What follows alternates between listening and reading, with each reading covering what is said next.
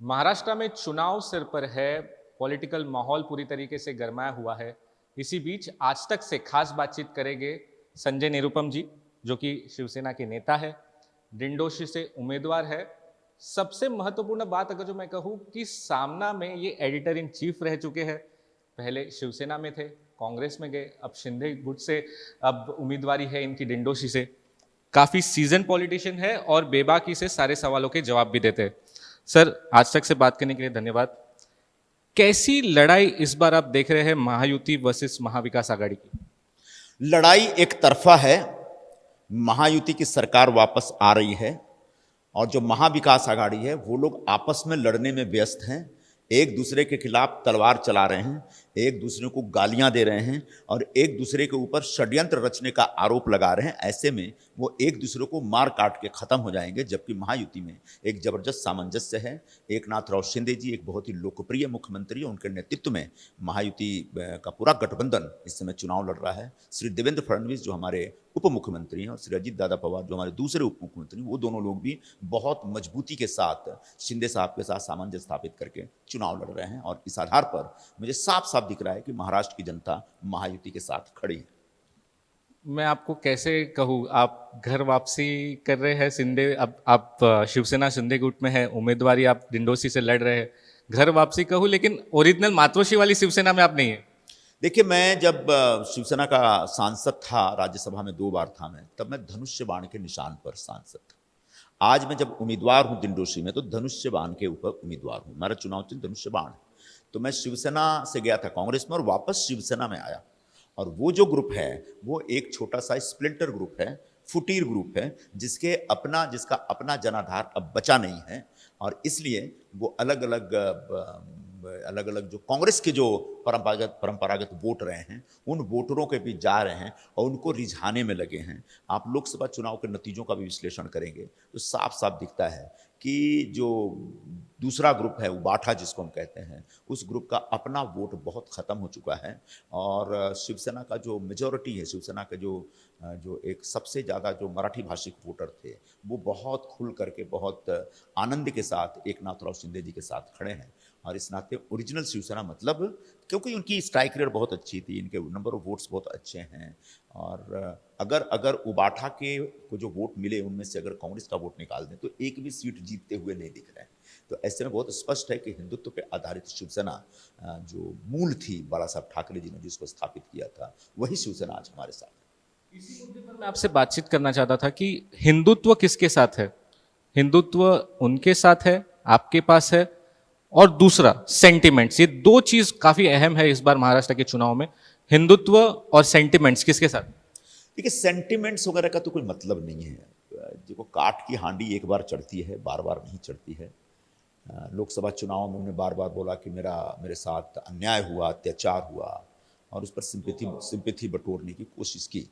वो सेंटिमेंट जो भी था थोड़ा बहुत, वो उस समय मिला, क्योंकि बड़े पैमाने पर जो बाला साहब ठाकरे जी से जुड़े लोग हैं, वो लोग भी शिंदे साहब के साथ हैं।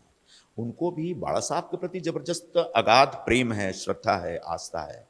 लेकिन उद्धव ठाकरे जी का जो कामकाज है, उस पर उनको भरोसा नहीं। यही वजह है कि एक साथ 50 विधायक एमएलए शिवसेना के टूट करके निकल जाते हैं और उद्धव ठाकरे के कामकाज पर अविश्वास जताते हुए। उद्धव ठाकरे जी ने जिस तरीके से कांग्रेस से गठबंधन किया, उससे एक भयंकर प्रचंड नाराजगी थी शिवसेना के अंदर। वो नाराजगी 2022 में निकल के आई थी। उसके बाद धीरे धीरे लगभग 55 नगर सेवक हैं जो उद्धव ठाकरे को छोड़कर इस समय शिंदे जी के साथ है। मुंबई की बात कर रहा हूँ, ठाणे कल्याण तो छोड़ दीजिए।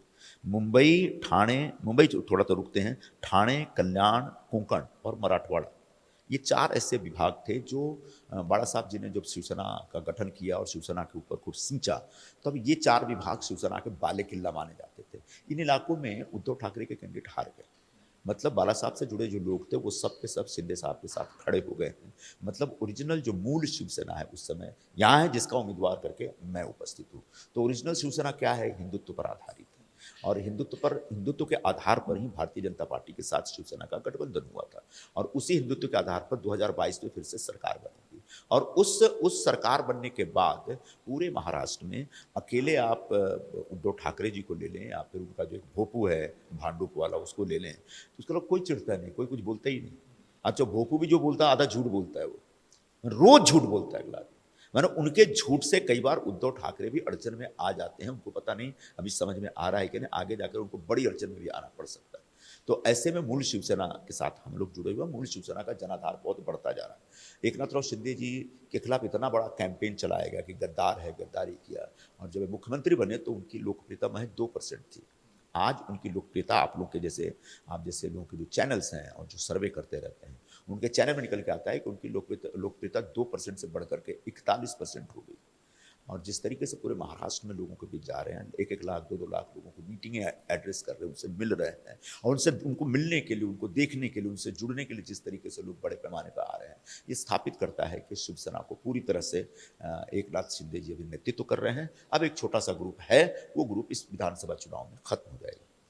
शिंदे जी और फडणवीस जी का जो तालमेल है वो बहुत अच्छा दिखता है, लेकिन आपके जो तीसरा अलायंस है अजित पवार जी, उनका वो तालमेल क्यों दिख नहीं पा रहा है? जैसे आज पीएम मोदी महाराष्ट्र में है, लेकिन उनकी सभाओं में अजित पवार नहीं दिख रहे। सबसे अहम बात अगर जो मैं कहूँ कि बटेगे तो कटेगे, ये योगी आदित्यनाथ का यूपी में बहुत अच्छा मंत्र है जो महाराष्ट्र में आया है। पीएम खुद बटेगे से कटेगे और एक रहेगे तो नेक रहेगे, इस बारे में इस लाइन में कहते हैं। लेकिन अजीत पवार से जब इस बारे में सवाल पूछा गया तो उन्होंने कहा कि बटेगे कटेगे ये यहाँ पर नहीं चलेगा, बाहर से लोग यहाँ पर आते हैं, ये छत्रपति शाहू महाराज फूले अंबेडकर उनका राज्य है, यहाँ पर इस तरीके से बटेगे कटेगे नहीं चलेगा। नहीं, छत्रपति शाहू महाराज हो या परम पूज्य बाबा साहब अंबेडकर हो, उन्होंने भी भारत की एकता की बात कही थी। वो कोई अनेकता की बात तो नहीं करते थे। वो तो नहीं कहते थे कि बट जाओ सब लोग, वो भी तो बोलते थे सब लोग एकजुट हो जाओ, और अगर कहीं पर कुछ कमी है, कहीं पर कोई समाज पिछड़ा है, तो उसको कैसे आगे लाया जाए, मुख्य धारा में लाया जाए, ताकि मुख्य धारा में जो लोग हैं उनके साथ मिलजुल कर रहे। तो मिलने जुलने की बात तो सबने कही, और यही बात योगी आदित्यनाथ भी कह रहे हैं, आदित्यनाथ भी कह रहे हैं। हाँ, तो नहीं, अगर आप देखो, अगर आप बिखर जाते हैं तो कमजोर हो जाते हैं, अगर आप एकजुट होते हैं तो मजबूत होते हैं। तो भारत को अगर मजबूत रखना है, भारत को मजबूत रखना है, तो उसके लिए एकजुट रहना बहुत जरूरी है। अगर आप बिखर जाएंगे तो घर फूटे गंवार लूटे, बिहार यूपी की बहुत पुरानी कहावत है, घर फूटे गंवार लूटे। जब घर फूट जाता है तो जो दुश्मन होते हैं, विरोधी होते हैं, वो उसको लूटने लगते हैं। तो यही आग्रह तो उनका भी है। तो अजीत दादा भी आज नहीं समझ रहे, आगे समझ जाएंगे इस चीज को कि एकजुटता में ही ताकत है। दादा बोले वो ये लाइन चलेगी नहीं। बिल्कुल चलेगी, क्योंकि दादा को समझाना पड़ेगा कि शाहू महाराज भी यही कहते थे। शाहू महाराज कहाँ बोल के गए कि आप सब बंट जाओ? शाहू महाराज ने कहा, कहीं लिखा है क्या? मैंने भी थोड़ा बहुत उनको पढ़ा है, उन्हें कहीं नहीं लिखा कि पूरा समाज बढ़ जाना चाहिए। हाँ, उस समाज में जो दलित शोषित वर्ग है, जो पिछड़ा हुआ वर्ग है, उसको भी पूरी ताकत से आगे लाया जाए और मुख्य धारा के साथ मिलकर चलने लगे, ये व्यवस्था उन्होंने सोची थी। और भारतीय संविधान में जो आरक्षण की व्यवस्था है वो क्या है? वो यही है कि हिंदुस्तान का कोई भी वर्ग पीछे न छूट जाए, उसको भी लाना है अपने को मुख्य धारा में ला करके उसको पैरेलल थोड़ी चलाना है, मुख्य धारा में मिक्सअप करना है। पर बाबा साहब अम्बेडकर तो जब वो धर्मांतरण कर रहे थे, उनके सामने कई ऑप्शंस थे। विदेशों में जन्मे हुए धर्मों से जुड़ने का भी ऑप्शन था उनके सामने, लेकिन उन्होंने अंततः उसी धर्म से जुड़े जो हिंदुस्तान में पैदा हुआ, जो हिंदुस्तान में जन्मा, और वो था बौद्ध धर्म। तो बौद्ध धर्म, अच्छा, गौतम बुद्ध क्या कहते हैं कि बटो, गौतम बुद्ध भी एकता की बात करते हैं। वो तो उनकी तो बड़ा फेमस लाइन है कि मैं भूल रहा हूँ वो लाइन, बड़ा बमसले की, मतलब एक एकजुट होने वाली बात है, वो शब्द मेरे जुबान पे नहीं आ रहा है। गौतम बुद्ध की तो सबसे फेमस लाइन ही है कि एकजुट हो जाइए। तो योगी बाबा कोई गलत बात नहीं कर रहे, वो तो बहुत बड़ी बात कर रहे हैं। इसको समझने में थोड़ा सा कुछ लोगों को समय लग सकता है, और इसको जो छिछले दिमाग वाले लोग हैं ना, वो शायद अजीत दादा को बोलेंगे इससे गलत हो जाएगा, इससे गलत हो जाएगा, ऐसा नहीं। एमवीए की जो 5 गारंटी आई है, इस पर आप क्या कहेंगे? लाड़की बहन योजना के ही जैसी एक महालक्ष्मी योजना, उसमें कहा गया है 3,000 रुपये पर मंथ देने की बात कही जा रही है, मेडिकल इंश्योरेंस की बात कही जा रही है, बाकी सारी चीज़ें युवाओं के लिए है, फार्मर्स लोन वेवर की बात है। इन गारंटी उसको आप कैसे देखें? देखिए, एमबीए की जो 5 गारंटी में एक गारंटी के ऊपर मैं बहुत सख्त ऐतराज करूंगा। सबसे पहले कांग्रेस पार्टी ये बताए कि उसने लाडली बहन योजना रद्द करने की बात क्यों कही थी। वो किसी एक नेता ने नहीं, उनके नेता प्रतिपक्ष ने कही। तो क्या नेता प्रतिपक्ष के उस बयान पर कांग्रेस पार्टी आज भी सहमत है, या उसको माफी मांगने के लिए बोलेंगे? दूसरी बात महत्वपूर्ण यह है कि इस तरह की गारंटियां तो वो देते रहते हैं, लेकिन लागू कितनी होती है? कर्नाटक में जो गारंटियां दी थी, सरकार आते ही उनने महीना भर भी नहीं हुआ, बोला केंद्र हमको सहयोग नहीं दे रहा है, इसलिए हम ये योजनाएं लागू नहीं कर पा रहे। हिमाचल में जो गारंटियां दी थी वो आज तक लागू हो ही नहीं, अब तो सरकार, अब तो चुनाव होने वाले हैं वहां पर। तो आप जो फर्जी गारंटियां देते हैं उसको लागू कर नहीं पाते हैं। चूंकि आपको दिखा कि लाडली बहन योजना एक बहुत ही लोकप्रिय योजना हो गई है और लगभग 2,60,00,000 महिलाओं को इसका लाभ मिलता है, लाभार्थी हैं, और ये महिलाएं बहुत खुश हैं, प्रसन्न हैं 1,500 रुपये मिलने के बाद भी। तब आप उनको बरगलाने के लिए 3,000 रुपये का एक सोसा छोड़ रहे हैं। ये जो शिगोफा है यह उसी तरीके से साबित होगा जिस तरीके से 2004 में उस समय की कांग्रेस की प्रदेश अध्यक्षा प्रभा राव ने एक मैनिफेस्टो के एक बयान के बारे में बोला था कि वो हमारा प्रिंटिंग मिस्टेक था। तो मुझे पूरा विश्वास है कि आगे जाके यही बोलेंगे हमारा प्रिंटिंग मिस्टेक था, क्योंकि हम तो बुनियादी तौर पर जो ये लाडली बहन योजना जैसी योजना उसके खिलाफ है। तो ये प्रिंटिंग मिस्टेक करने वाले जो कांग्रेस वाले हैं उनकी गारंटी पर इस देश में किसी को भरोसा नहीं। कर्नाटक में जो जो गारंटियां दी थी सब फेल हो चुकी है, अभी साल 2 साल भी नहीं हुए चुनाव आए, अरे सरकार आए। तो कांग्रेस के और एमवीए के गारंटी महा बकवास है। कांग्रेस और एमवीए की गारंटी में कोई दम नहीं है, झूठ का पुलिंदा है, और यही पुलिंदा वो हमेशा दिखाते रहते हैं। जैसे उन्होंने अभी नागपुर में लाल रंग की किताब लेके घूमते हैं कॉन्स्टिट्यूशन, गलत बात नहीं है, कॉन्स्टिट्यूशन के प्रति सम्मान होना चाहिए, लेकिन जो कॉन्स्टिट्यूशन का एक छोटा सा वर्जन लाल रंग की किताब दिखाया, उस किताब में बाद में पता चला अंदर सिर्फ कोरे कागज हैं। तो ये पूरा कांग्रेस की गारंटी मतलब कोरा कागज है, अंदर कुछ नहीं है, सिर्फ बाहर एक तमाशा है। उनका कहना है कि लाल रंग से क्या आपत्ति है? कोई आपत्ति नहीं है, लाल रंग तो देवी का रंग है, हम तो देवी के उपासक हैं, हम देवी के भक्त हैं, हम लाल रंग के खिलाफ नहीं हो सकते, हम लाल रंग के समर्थन में, भगवा रंग के भी समर्थन में। लेकिन अब लाल रंग के नाम पे जो सफेद कागज फेंक लोगों के बीच बांट रहे हैं, ये तो आपका बहुत बड़ा फ्रॉड है साहब। इस तरह के फेक और फर्जी काम करना कांग्रेस बंद करे, और चूंकि बंद नहीं कर पा रही है इसलिए लगातार सिकुड़ती जा रही है। आखिरी मुद्दे पर आता हूँ। राज ठाकरे ने कल कहा है कि अगर उनकी सत्ता आती है, वो पावर में आते हैं, तो मस्जिदों पे लगे हुए सारे लाउडस्पीकर वो हटा देंगे। इसको आप कैसे?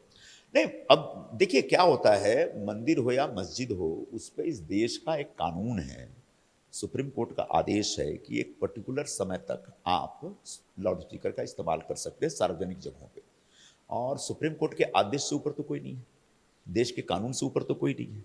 तो मस्जिदों पर भी जो लाउड स्पीकर लगे हैं वो एक निर्धारित समय के बीच रहते हैं, तो किसी को ऐतराज नहीं। निर्धारित समय के बाद लगाएंगे आप तो निश्चित तौर पर किसी को भी ऐतराज होगा, किसी को भी तकलीफ होती है। मैं भी अगर मंदिर पर निर्धारित समय के बाद अगर लाउड स्पीकर लगा के जोर जोर से भजन गाना शुरू करूंगा तो निश्चित तौर पर लोगों को तकलीफ होगी, लोग ऐतराज करेंगे, इतनी सी बात है।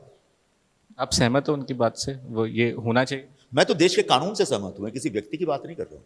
मैं देश में कानून है, सुप्रीम कोर्ट है, संविधान है, और उसमें जो व्यवस्था है उससे हम सहमत हैं, और उससे सहमत रहना भी पड़ेगा और रहना चाहिए।